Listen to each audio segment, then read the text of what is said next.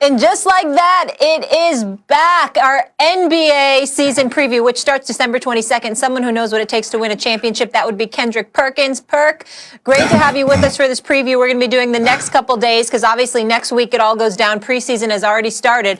So what we're going to do is we're going to look at the top 10 players according to ESPN's NBA rankings, and we are going to start with number 10 on that list, NBA superstar. You know who it is. Jokic, the Joker, and his Nuggets, and his teammate Jamal Murray led Denver to the West Finals last season before falling to the champs in the bubble. Max, you're up first. Do you think the Lakers should be worried about the Nuggets?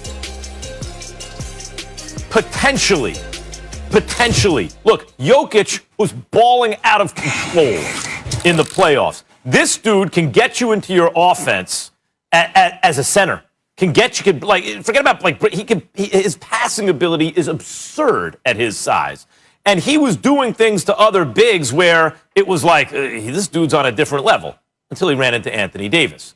Now, the Lakers' big two is more than a match for the Nuggets' big two, right? LeBron and AD are better than Jamal Murray and Jokic. However, a couple things happened in the offseason. The Lakers lost Rondo. You say, in the regular season it doesn't matter, and that's true. But in the playoffs, he's an all-star. Rondo's an all-star. Take an all-star off and hope that Schroeder can be that all-star in the playoffs. But even if it's an upgrade in the regular season, you're not sure about that. You don't know if Schroeder can do a Rondo in the playoffs. The playoffs are, Rondo knows all the plays. That's why he's so good in the playoffs. Like another coach in the, playoffs is coach's time, right? That's Rondo time. We'll see if Schroeder can replicate that when it matters most. But more importantly for the Nuggets guys are two things. One, Jamal Murray's still getting better.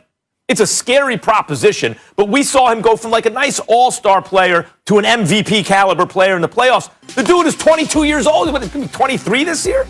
I mean, there's a good chance that he continues to get better. So now think about Jamal Murray, but even better. Hard to imagine, right? But I think it's likely to happen. And then there's Porter Jr. It's one thing to have a big two. How many teams legitimately have a big three? If Porter Jr. continues to develop, and there's no reason to think based on his age he won't. He's not a defender, but he can score the ball. That makes the Nuggets live against anyone, even the Lakers. Your opinion is it depends? They were just in the Western Conference Got to see how Porter develops. Make a decision. Make a decision. What do you mean it depends? You watched them. You saw them in the playoffs. You saw what Jamal Murray did. You saw what Jokic do. Will Barton's coming back. Is there a decision? Yeah, here's the decision, Stephen A. We're all taking the Lakers. The question is, who's a threat? Can they be a threat? Right. The answer is yes. They can threaten the Lakers. Thank you. So the answer is yes. It's not it depends. It's yes. Okay, yes. They're a threat. I don't believe if Porter Jr. doesn't develop, then the answer is no. You know what, KP? Go ahead. I'm already annoyed with Max. I'm already annoyed with Max. Go ahead, Kendrick. Just go ahead. He all over the place. There are variables. He all over the place. But all over the place. But Max, all over the place. I mean, one place, you simpletons. I didn't. No, but you didn't answer the question. So we listened to you, Max. We heard you. Are the Denver Nuggets a threat to the Lakers in the West? Hell no. Because look, even if the Lakers and the Nuggets were to match up in the playoffs, right? And in the perfect world, Jamal Murray and Jokic played great basketball. Anthony Davis and LeBron James played great basketball, and they wash each other out. Let's talk about the others. And Max, I heard you talk about Michael Porter Jr., right? Yeah, he could score. He's a walking bucket, but he can't guard a parked car. And he's a liability on the defensive end. So the 20 points that he's giving you on the offensive end, he's giving up 30 to 35 on the defensive end because they're picking on him every single time down the basketball court. Now, when you look at the Lakers, add Dennis Schroeder, add Montrezl Harrell. Yes, sometimes I wonder what the hell Kyle Kuzma is doing at times. Other times he could be great. KCP, who stepped his game up tremendously. Add Marc Gasol. And then now you have a 20-year-old stud who has been playing exceptional basketball and Talen Horton-Tucker, who's down there balling his tail off. The Denver Nuggets lost in the off season by not signing back Jeremy Grant. I thought that was a huge loss for them. He was the only guy, in my opinion, that could match up with LeBron James in some type of way of containing him. And when they lost him, a guy that's 6'10", long, athletic, able to keep LeBron in front of him and challenge him at the basket. Although LeBron did dominate that series, he still was the only guy that could really match up with LeBron to somewhat try to slow him down. So when I look at the Denver Nuggets, others, you look at Gary Harris, you look at Will Barton, both of those guys could play. But are they better than the Lakers role players? And the answer is hell no, Max. Hell no.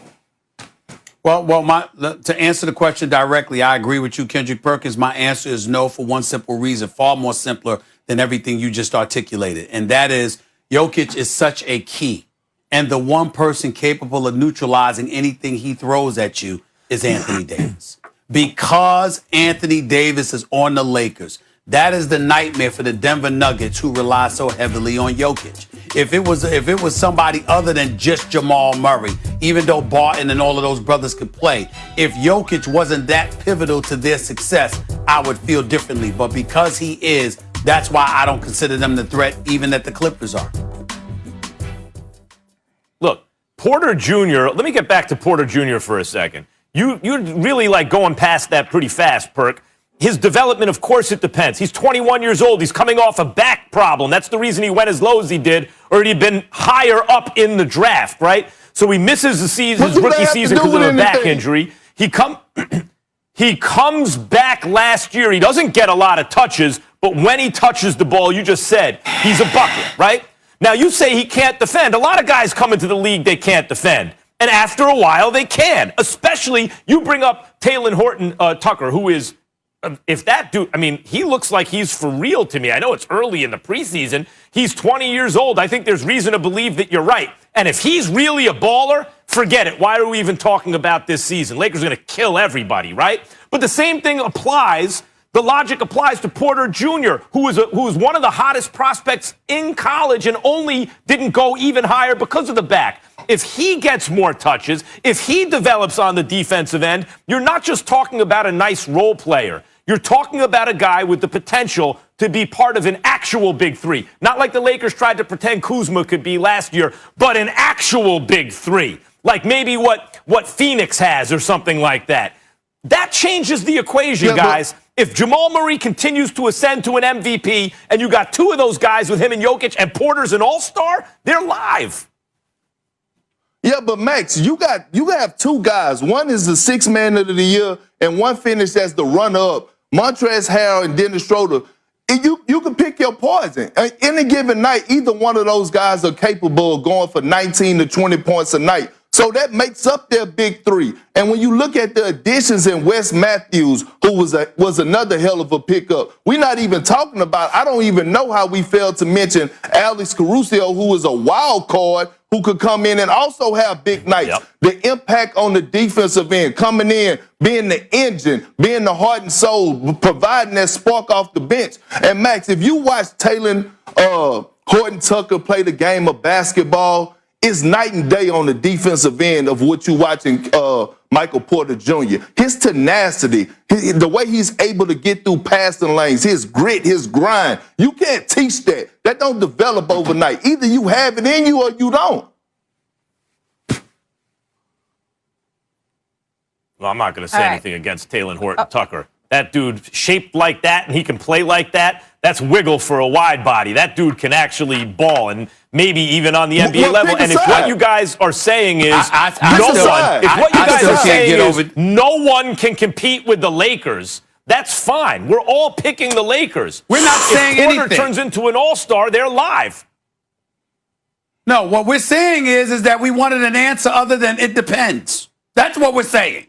We wanted an answer other than it depends. Stephen A. That's what we were looking for. I'm sorry that you want that, but it does. It does depend. It wasn't. It depends. They did ask us a question. Here's what I do know, guys. The Nuggets are resilient. They came back from 3-1 twice in the playoffs this past season.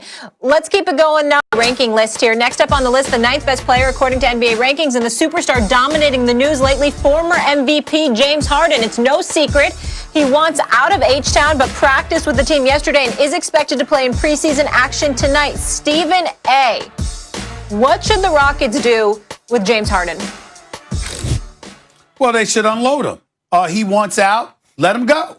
I don't like the fact that, you know what, an African-American coach that waited 20 years for this opportunity finally gets it, and the star, one of the prolific scorers this game. When I hear my man Kendrick Perkins speaking on the jump like he did the other day, or I hear my brother Steven Jackson from All the Smokes podcast with Matt Barnes speaking about James Harden, they ain't wrong. They weren't wrong with what they're saying. But in the end, because you want out, the bottom line is it's not a good situation for Stephen Silas to be coaching in because your star doesn't want to be a part of the mix. So as a result of that, you unload him. Now, you don't unload him for nothing. You make sure that you get equitable compensation or as close to it as you can possibly get. But you make it very, very clear to James Harden, we're not telling you no. We're not saying stay because we got you locked under contract for the next 2 years, because that's not going to fly, because that's a poisonous situation for the team to be in, the rest of the team around them. But what you do tell them is, we will exhaust every means and every measure to get you up out of here and where you want to go, but we will not let you go for cheap compensation. You're one of the elite players in this game, and we're going to make sure we get the farm for you if we let you go. You can at least tell them that and then work to move them out. Well, you got to deal him sooner than later is the problem, because the issue really is, as he's continually disgruntled and increasingly unhappy, he becomes more of a distressed asset and his trade value decreases. Stephen A., what you're talking about is people ain't coming with their best and final offer now because it ain't the trade deadline yet, right? And so people talk about, like, you can buy a car like this. You can call up all the different dealers in the area and say, look, I'm giving everyone one chance to make their best offer. And they'll tell you, well, when you shop it around, come back. Say, no. One chance, what's your best price? That'll actually get you the best price immediately. That's how you're supposed to buy a car. That's how you're supposed to sell James Harden. If the Rockets are serious, then they won't wait until the trade deadline to see, oh, now people are getting serious. Now they'll give us their best and final offer, because that offer will be less than it is today, because they have to move him. This is it's an untenable situation. Rockets need to get on the phone right now and let people know we are moving Harden. Best and final. We're not negotiating. What you got? Take the best offer and be done with it. Well, Max, you're wrong, because they don't have to move James Harden. They don't have to. He's under contract for the next 2 years, so they don't have to do a damn thing. Now, what they need to do is they need to move him, but they don't have to do anything. They can keep James Harden, and the brothers just gonna have to show up to work and perform at a high level and give that MVP type performance on the court until he finds his next destination. But right now, what you're looking at is Houston has lost leverage. James Harden has lost leverage. And if I'm the Rockets, I'm going to hold on to James Harden right now, and I'm going to weigh it out. I'm going to see if he comes in. He's supposed to play on Thursday, and I'm going to see how it's going to happen, how it's going to work in the next 25 to 30 games. I'm not going to rush anything right now because, like you said, teams are not going to give you what you want for James Harden right now. So with that being said, you got to keep him and try to make this thing work some type of way and don't force the issue. If I am in the front office and I am the general manager of the Houston Rockets, I probably want to reach out to David Griffin and pay a consultant fee and find out how did he handle the Anthony Davis situation so superb, and find out and get advice from him on how to handle this this James Harden situation. Kendrick Perkins, here's the slight disagreement that you and I have. You say James Harden, you and I agree they don't have to trade him because he is under contract for the next 2 years. But you said he has to go out there and perform at a high level. That last part is not necessarily true. Now, it might be unwise, but he doesn't have to do that part. If James Harden shows up to work but appears disinterested, appears a bit apathetic towards or indifferent towards things, isn't going all out, et cetera, what they going to do? They going to dock him because he averages 15 instead of 30? They're going to dock him pay because he's not looking like the guy. He might take a publicity hit. You know, it doesn't look good to basketball lovers when we know what he can do on the court if he's not doing it.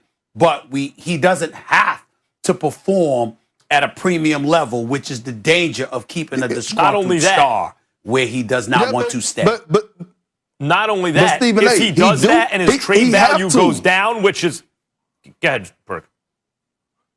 He have to perform, and the reason why I say he have to perform at that MVP type level is because if he want out, he still have to let the team know. Because here's the problem right now: if you're a team that's looking to even try to trade for James Harden, one thing you're worried that he's not going to be committed to the franchise long term. So you want to see. So right now, the way James Harden handled the situation for us with him wanting to be traded, not reporting to camp on time, he has to clean those areas up. And in order for him to clean those areas up, not only do he have to show up to work, but he needs to show up to work and perform at a high level, especially if he's trying to get traded and want somebody to want him. It is true. It is true. It is true. Not true. Perk, this is the issue. When a star like this wants out, actually it's in their best interest to not have too much trade value, because then wherever they get dealt to is not as good as they would have been because they have to give up more to get them. That actually works for Harden. If he kind of underperforms or gets elective surgery or, does one of those things that stars sometimes do, and there's consequently not a huge trade package for him, at the destination he arrives, he will ball out. He'll have full value and everything, and the team will be even better because they didn't have to sell the farm to get him. The point is, the Rockets are in a bad position here, guys, because whatever the letter of the law is with the contracts, superstars have the clout in the NBA. They call the shots, and Harden's a superstar. But Max, first of all, the Rockets don't have to trade James Harden where he want to be traded. Like, that's the thing that we failing to realize. So right now, the Houston Rockets could if they wanted to, they could be really messed up towards James Harden and trade him somewhere he don't want to be traded. So if you James Harden, why not go out there and perform at that MVP type level, be an ultimate professional, and get what you want? What you mean it's ridiculous? Do the Houston Rockets Stay right there. Do the Houston Rockets have to trade him? Stay right there, Perk. I'm right here. What's the logic here? I ain't going What's the logic here? What's the logic here? That you're going to trade him a place he doesn't want to go. The only way that works is if that place has a chance to win a championship. Like what happened with Kawhi. He won a championship. That's a pretty good outcome for you. But the point is, all the agent has to do is pick up the phone and tell whoever's about to make a big trade for Harden, he ain't going to re-sign here. And then guess what happens to that trade offer? It goes away. No, it don't. No, it don't. That's not true, because guess what? If you're the Cleveland Cavaliers right now, you might put Kevin Love and some pieces together and trade for James Harden, although you might get him for 2 years. So that's not true, Max. You might take that chance. You think they're going to take Kevin Love and some pieces for James Harden? He's not being literal, Max. He's painting a picture that it can happen. You do have teams out there that'll look at James Harden, and some of them might be like, we don't give a damn that he's got 2 years on his contract because we only use him for 1, and then the final year of his deal, we'll use him as a tradable asset to move again and clear that money off our space. That's right. Kendrick's right in terms of what Houston could do. All I'm saying is, Kendrick, in the same breath, is that James Harden, him playing badly, they already know what he can do, and they already know he's disgruntled. So if you are a championship contender and your goal is the chip and you think he's the answer, you're not paying attention to the fact that he's not on his A game, because it's clear why he's not on his A game, because he's disgruntled and he wants out. You're not going to hold that against him if you're in that situation. Also, there are very few teams, if any. I suppose what you're saying, Stephen A., is possible. But how many teams are going to bring an overwhelming offer for Harden to rent them for a year or two? Look, everyone was looking for AD. Where do you wind up? in LA because everyone knew he's not re-signing long-term if he's not in LA, right? Like that was out there. But he was approaching If free Harden agency doesn't this sign- summer. Max, that's two different It's one extra situations. year. Anthony Davis was on the back end of his deal with a player option. James Harden has Yes. 2 years guaranteed. 2 years guaranteed. Exactly. That's a whole different It changes situation, things Max. a little bit. Yep, No, it it changes changes things a little things bit, a but lot. not That's a as huge much as you difference, guys are Max. letting on. That's a huge In order difference, to get Max. Harden, you're either going to have to trade. Yeah, I get it. In order to trade Harden, you're either going to have to trade an all-star caliber player with pieces around him, right? Something that's attractive to the Rockets long term, or you're going to have to give up draft picks and lots of them that are likely to be very high. You're not going to give up all those draft picks for a 1 or a 2 year rental. You might give up an all-star. You mentioned Kevin Love with a lot of other stuff for Harden. I suppose that's a possibility. It's not a very good one. All right. Let's go one more, guys. I want to go to number 8 right now while I have all three of you here. Our NBA season preview, the 8th player, according to NBA rank, 2-time MVP, 3-time champ, Steph Curry. His Warriors were expected to contend for another title this season, but Klay Thompson's season-ending Achilles injury, a huge blow to their chances, wishing him a speedy recovery. Max, is the Warriors dynasty over? Yes, it's over in the sense that they're not the dominant franchise anymore. A dynasty doesn't mean that the same players can once again win a championship eventually. I think Steph's got another chip in him. I think the owners of the Warriors and the front office of the Warriors are enterprising enough that whether or not Klay comes back as his real self, they have enough chips to play with that they can put together a championship team before Steph is done. But that doesn't make it a dynasty. Molly, you know I always use my New York Yankees won 4 World Series in 5 years and then won again in 2009. Jeter won another one in 2009. You wouldn't say all those years were part of the same dynasty. You just wouldn't. You can pop your head up, win a chip. It doesn't make what makes you a dynasty is you win year after year. You're in the mix for the chip year after year, and you win some along the way with the same nucleus of players. Those days are over for the Warriors. I do think they have another left in them, but it's not going to be connected to what we just saw. That was an absolutely asinine opinion as far as I'm concerned, because you can't compare the situation with Derek Jeter and those brothers where they won the World Series in 2000 and then they didn't win again in 2009 to the Golden State Warriors, who won the championship back-to-back, only lost because Kevin Durant got hurt and then Klay went down in Game 6. And then last year, Steph and Klay pretty much didn't play. So if the Warriors come back and they're making the playoffs this season and then Klay returns next year and they win the chip, that means they would have won it with Steph. That means they would have won it with Klay. That means they would have won it with Draymond, which is tagged along the same dynastic on the So same you're picking them to win it dynastic next level. year. Because again, excuse me, say what? So you're picking them to win it next year. Well, when they get back, we'll see how healthy Klay next is. year. No, that's not what I'm saying. Oh. That's not what I'm saying. That's a ridiculous you're question. saying potentially the point they is, can. if It Klay depends, comes up, I'm talking about the same bodies, the same people. The same people. So if Steph and Klay won back-to-back titles, went to 3 straight NBA finals, okay, or 5 straight, and then last year, COVID-19 plus the injuries getting away, and this year, next season, Klay is obviously out for this coming season rather than this, and then they come back next year and they win the chip. It's pretty much the same bodies without sans a player or two. But Dre, Steph, and Klay would still be there. That's a part of that dynasty. That's not 9 years removed like the Yankees. Yeah, I have to agree with Stephen A. I strongly believe that the Warriors dynasty is not over. Long as you have Steph and Klay comes back healthy, 2 guys that don't rely on athleticism, 2 guys that could shoot the ball, from your words, Stephen A. Smith, from the parking lot. One thing I've learned is to never doubt that light-skinned, green-eyed brother down there in the Bay that be shooting the hell out of the damn basketball. And to your point about Draymond Green had a terrible year last year, but Draymond Green is the ultimate role player. And when Klay gets back, along with Steph Curry, and then you add an Andrew Wiggins, along with a Kelly Oubre, along with a James Wiseman. All these guys coming together. Draymond is going to flourish well because he's now going to be able to go back to that facilitator, that passer, that defensive anchor, the defensive player of the year that we've seen the past couple of years, that how he's able to dominate as an undersized forward man and an undersized center. And then when you look at it, their culture is still there. It hasn't went anywhere. So you look at with Draymond, Clay, and Steph, these guys have at least 4 or 5 more years of good basketball left in them. So the dynasty is not over. Highly unlikely.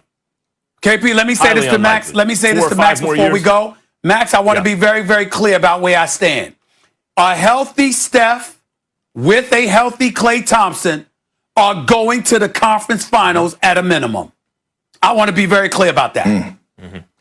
Well, okay, so those two healthy, which is up in the air, right? Those two healthy are going to a conference finals in a conference with the Lakers, who are also going to be there.